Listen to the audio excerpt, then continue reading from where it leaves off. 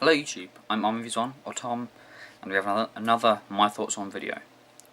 So, as I record, this is Christmas Eve, so obviously looking forward to Christmas, but let's get on with the actual topic in hand that I know will be controversial. So this is my thoughts on Pacific Rim. Now, I just saw the movie last night. We'll get into my thoughts on it, obviously. First, I'll start with my expectations. Now, this has been talking to a lot of people, hearing these reviews that go into great depth about why it's good, and the hype surrounding it was quite big.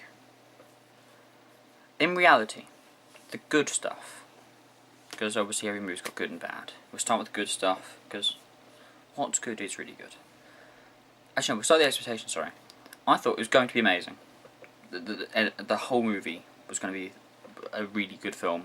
Everyone was telling me, oh no, Man of Steel is your movie of the year. Pacific Rim is going to be your movie of the year, definitely. And we'll get into if it isn't or it isn't, but that's my expectation. The other one is going to be like Godzilla. Again, we'll get into if it agrees or disagrees with that. And the effects are going to be awesome. Again, we'll get into if I agree or disagree with that. So, things I think were good. The effects were amazing. As a fan of practical effects and a fan of Guillermo del Toro and his fandom of practical effects, it was just amazing to watch. It was brilliant. It was outstanding because the Jaegers were mostly practical, the command centers were mostly practical, the suits were completely practical, the kaiju were mostly practical. Almost everything was models, suits, and anything you can do on set or on camera. They were obviously CG over the top, but not as much as you'd think, which I love. And then it goes into sort of scenes. The reveal that the idea that the kaiju aren't born, but are rather made, that was brilliant. I never even crossed my mind. And it's an extremely good idea, just the way that you suddenly think, this isn't just chance. They're being sent here. Was a really good moment in the film. One of the best. Then there's the fight between Sean Slater from EastEnders and Rayleigh in the corridor. That was really good. That was full of emotion. Completely shows you who all the characters are. You've got Rayleigh, who is the Boy Scout, is probably the easiest way to say it. The Superman. He's the good guy. Nothing else to him. He's good, but he doesn't follow orders. That's quite clear. You've got Marco, who's the quiet one, but's good. That doesn't like conflict. And you've got the one from EastEnders, I never can remember his name, who's just an idiot, but also follows the rock star mentality they talked about at the start of the film. Then there was the memory of Marco running from the kaiju in Tokyo. That was an amazing scene. Also, I was talking to someone, and we discussed the idea that maybe the sort of the cliched scene where Marshall got out of the kaiju and the sun's behind him, maybe didn't happen because memories can change, and memories aren't set in stone, and you generally remember the best bits and the very worst. And you exaggerate those, so that's why, and the kaiju got so close. But my favourite bit was the idea of the drifting, as a whole, everything about it. The fact that your memory sharing, distributing a load of a Jaeger over two people was a really good idea, because they could have just made it so it was one guy. Which also gives rise to things like conflict and emotion, which is good. And also the idea of the merging of the minds, the idea that two people hooked up to this suit know what each other are thinking. And obviously, like when Sean Slater, can't call him anything else than Sean Slater. When the Aussie guy talks to his dad, he says, no, it doesn't matter that you didn't say all that stuff, I know you meant it, because I saw your thoughts. Which was a bit cheesy, but we'll get into that in a minute. I saw the good stuff. Now the bad stuff. The sciencey gobbledygook. What the hell were they talking about in that film? Nothing made any sense. The guy from Torchwood. That's the other thing. I can't remember any of their names. I can remember the Jaegers' names. Some of them. I remember a lot of the Kaiju's names. No idea for the character names. They weren't focused on. They were focused on for what they did rather than who they were. But I'm a very character-driven kind of person. But the British guy said that this is the rift. It's atomic in nature. Like, what the hell does that mean? Everything is atomic in nature, except things that are subatomic. And it can't be subatomic, because otherwise kaiju wouldn't fit through it. There is nothing in that sentence, and that sentence annoyed me. We'll get into the stuff that you'll all care about now. Other than the previously mentioned scenes, the movie was just cliche, and just completely predictable in every sense. And the ending just did not fit the film. The film was this fairly dark, quite grounded for the most part, surprisingly. I mean, Guillermo does like to make grounded films with light overtones, which is what he likes to do. And I thought that for this, I now think, sorry, for this, you know, cancelling the apocalypse, that Rayleigh was going to have to make the ultimate sacrifice. You know, it was him surviving didn't make any sense to me. It just makes the film too happy. It's just constantly just really lucky things happen, and it just didn't fit. That shouldn't have happened, in my opinion. Right, the government sees, and also, who the hell is the government? Where are these people from? Why are they in control of the planet? Who gives them the right to tell the military and everyone on the planet what to do about the planet dying? Who gave them that? I want to know about that. That's interesting. No. But also, who are these people that when they see their best line of defense against giant monsters, giant robots, start to fail, don't put more funding into building more? They say they're falling faster than we can build them, but build them better, numbnut.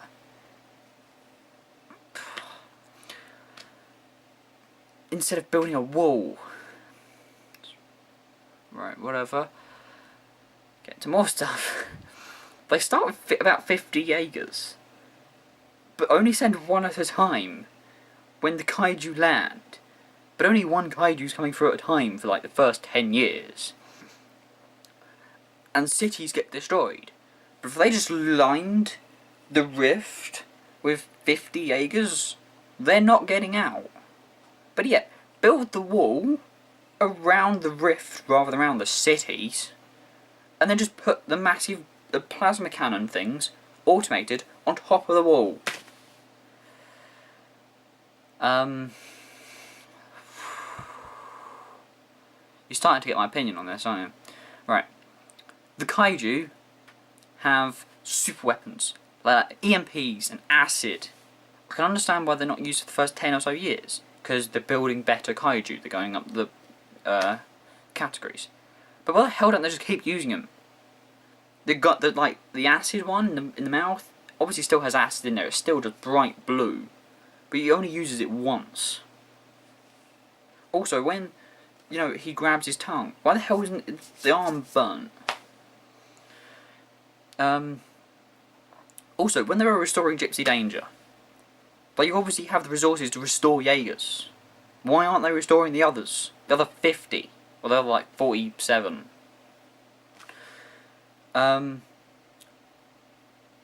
this is where it starts getting into the actual stuff that you lot will care about, rather than little things that are problems with the plot. This is starting the problems with the film.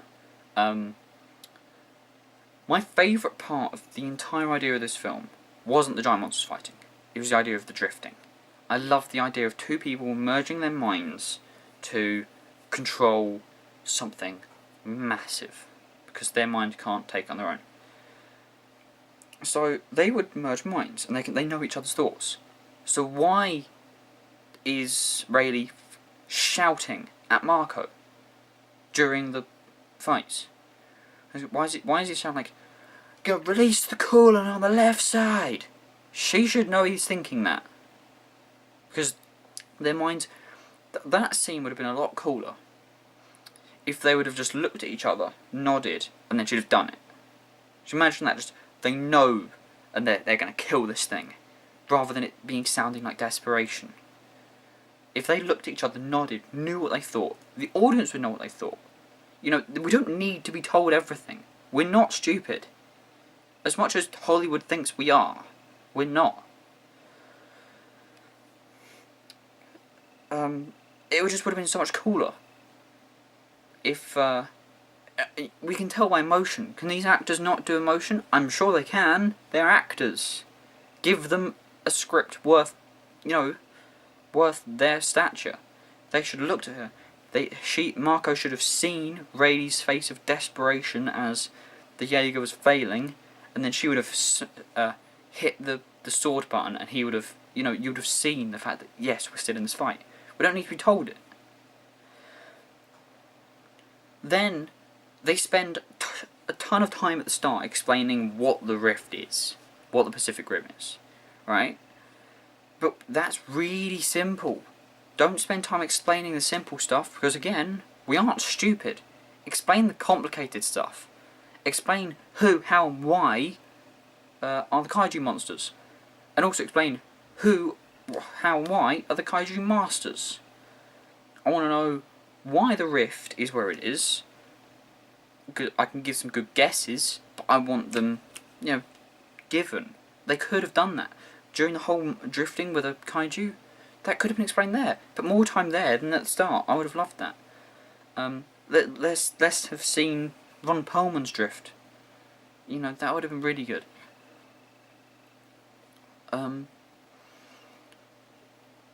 Why? I'll get into that one in a minute. Other thing, if it takes so much load on a person,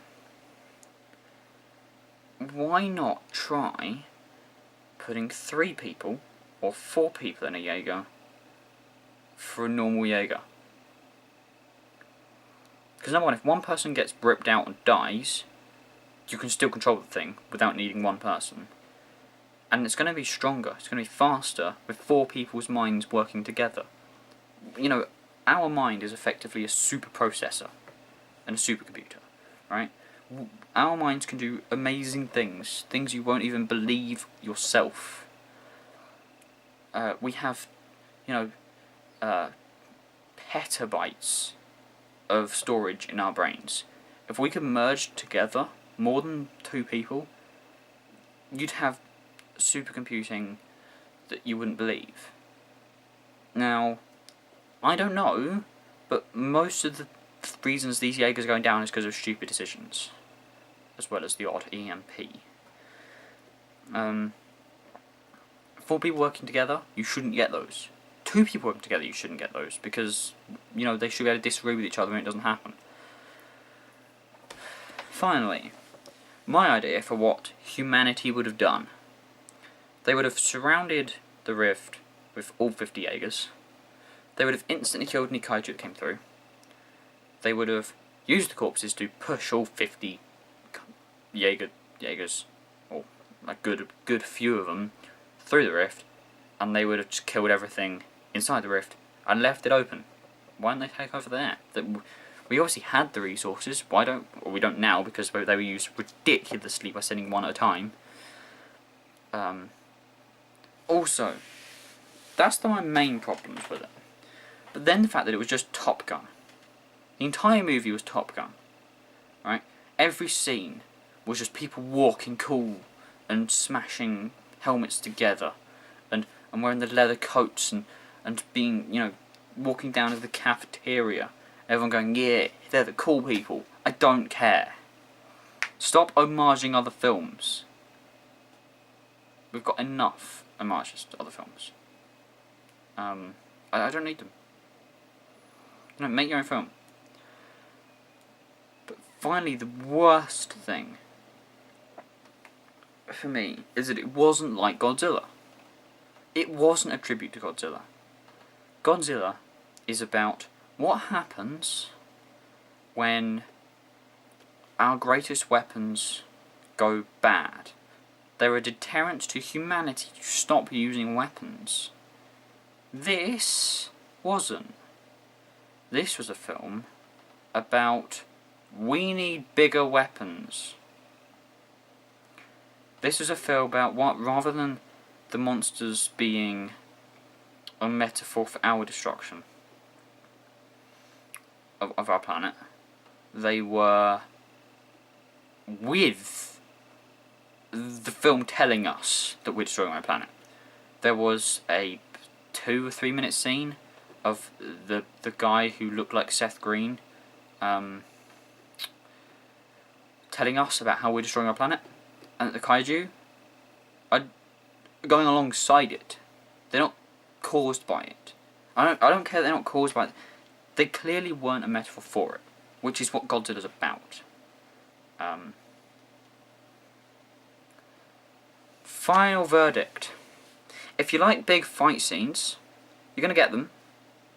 Although, to be honest, I thought the fight scenes between the people were better. Better choreographed and just better. Also, I've just remembered this. How many references to the 1998 Godzilla film can you have? Why would you pay tribute to that film? Why? It was terrible. There's like, it's pregnant. That's Godzilla, 1998 Godzilla. Don't pay tribute to it. And the other bit, when Gypsy Danger's walking through Hong Kong, looking around, that is clearly when they lose Godzilla in wherever the hell 1998 Godzilla is. Don't pay tribute to that horrible film. Don't pay tribute to any film other than the one you're trying to pay tribute to, which is Godzilla. Not Top Gun. And not 1998 Godzilla. To a 50s, 60s Godzilla. Basically, the message is, I hope the 2014 Godzilla film's good. My movie of the year is still Man of Steel. Thanks for watching.